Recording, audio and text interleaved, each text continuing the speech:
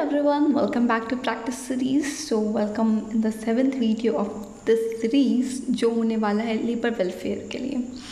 Labour welfare मतलब code 55 आपका UGC net का। इसमें आपके लेबर लेजिस्लेशन के क्वेश्चंस हैं, इसमें आपके इंडस्ट्रियल रिलेशंस के क्वेश्चन हैं, इंडस्ट्रियल डिस्प्यूट्स के कुछ क्वेश्चंस हैं। तो good luck for this practice series and अब प्लीज़ कमेंट में अपने स्कोर्स बताइएगा और कोई भी क्वेरी हो तो वो भी। Let's get started.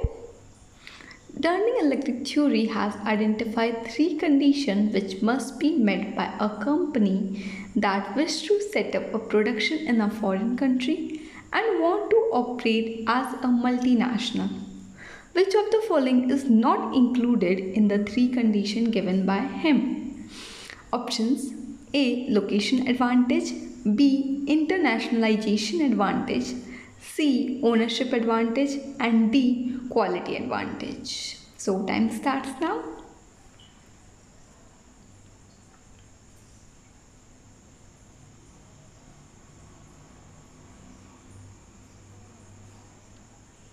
So right option is D, that means quality advantage.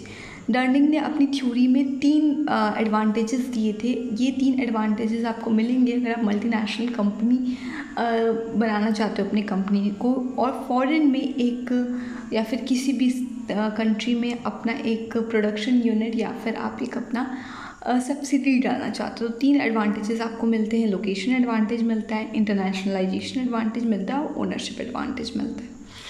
So next question, a management theory that emphasizes teaching manager to better plan, organize, lead and control in using idea from A. Scientific management, B. Contingency theory, C. Administrative theory and D. Bureaucracy.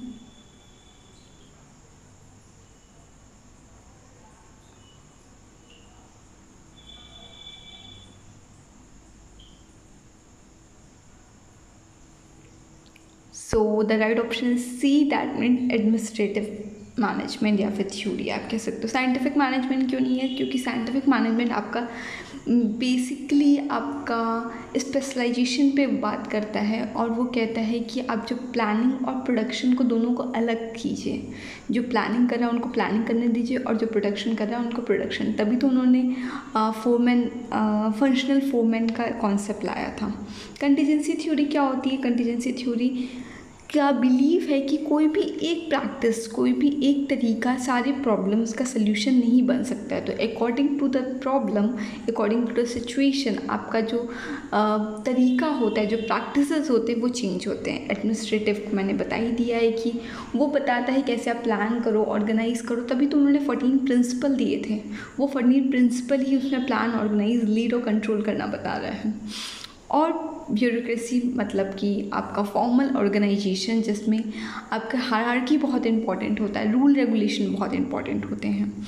So I hope ये clear हो गया हो। Next question, consider the following committees and commissions. First national commission on labour, second labour investigation committee, royal labour commission and fourth is National Commission on Enterprise in Unorganized Sector. So ये 4 commission and committees हैं, इसको आपको क्रोनॉनिकल order में arrange करना है, ठीक है। For the submission of their report, कब उन्होंने सबमिट किया था, मतलब ये कमेटी कब वो डिज़ोल्व हो गई थी रिपोर्ट सबमिट करने के बाद। So take your time.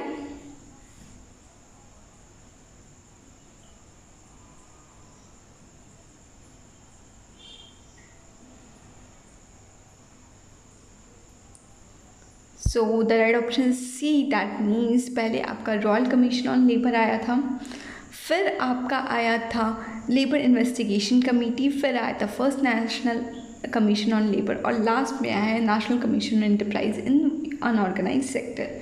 सो ये आपके कुछ कमिटीज़ एंड कमीशंस हैं। आई होप ये क्लियर हो गया होगा। Next question, family planning become an integral part of the labor welfare as a part of International Labour Organization resolution passed in a year. So in which year आपका family की जो planning है वो एक internal part बन गया है आपके लेबर वेलफेयर का। So options are 1917, 1927, 1937 and 1947. Time starts now.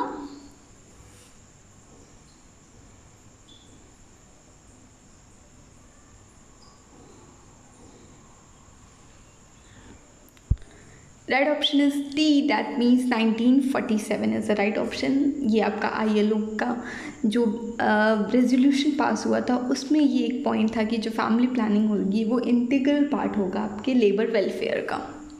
Next question, which one of the following theory of a labour welfare is also called efficiency theory? So A is functional theory, B public relation theory, C religious theory, D philanthropic theory.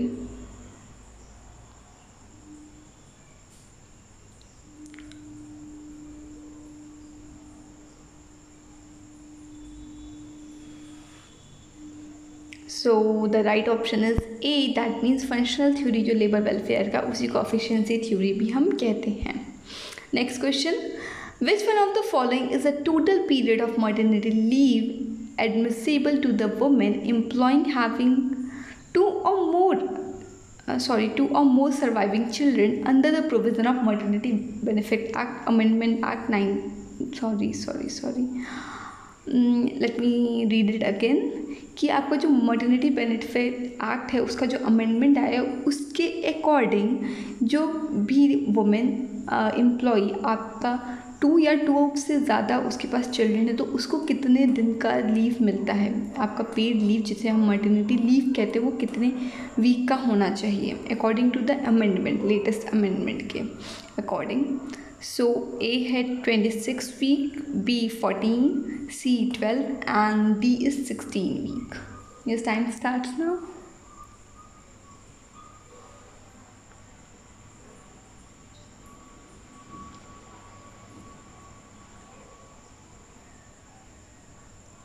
So the right option is C, that means 12 weeks.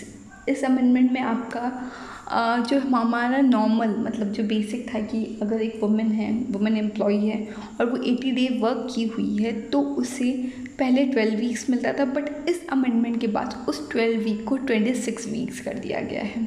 और उसी amendment में कुछ और provisions आए थे कि अगर कोई भी वुमेन है, अगर वो बच्चा अडॉप्ट कर रही है और उसका जो बेबी है वो 3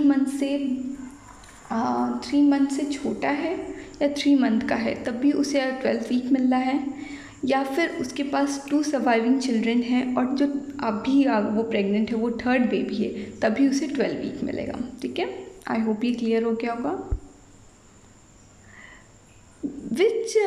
What is the share of a woman representative in an advisory committee to be constituted under the Equal Remuneration Act 1976? Options: 1/2 of the total member, 1/3 of the total member, 1/4 of the total member, or 3/4 of the total member. Time starts now.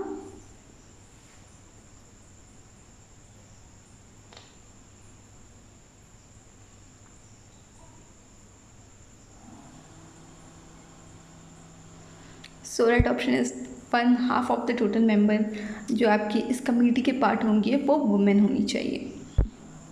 Next question, which of the following form part of the principle concerning the fundamental right as per the ILO constitutions? So fundamental principles क्या हैं ILO के, ये कुछ दिए गए हैं points, उसमें से आपको बताना है कौन से फंडामेंटल प्रिंसिपल्स में आते हैं, फंडामेंटल राइट्स में आते हैं।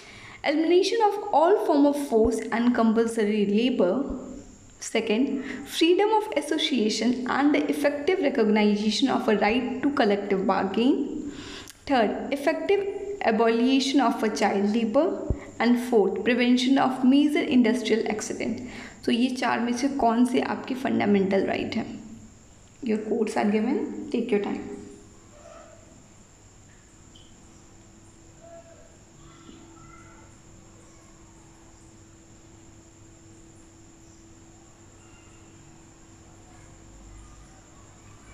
सो right option is B, that means 1, 2 and 3। आपका 4th आपका फंडामेंटल राइट नहीं है, ऊपर का 3 आपका फंडामेंटल राइट्स में आता है। That's all for today. ये आपके कुछ क्वेश्चंस थे regarding labour welfare, I hope ये आपके लिए हेल्पिंग होगा और आपको मज़ा आ रहा होगा क्वेश्चन सॉल्व करने में। सो प्लीज़ चैनल को सब्सक्राइब कर दीजिए अपकमिंग वीडियोस के लिए और प्लीज़ कमेंट में बताइएगा कि आपको ये वीडियो हेल्पफुल है कि नहीं। Thank you.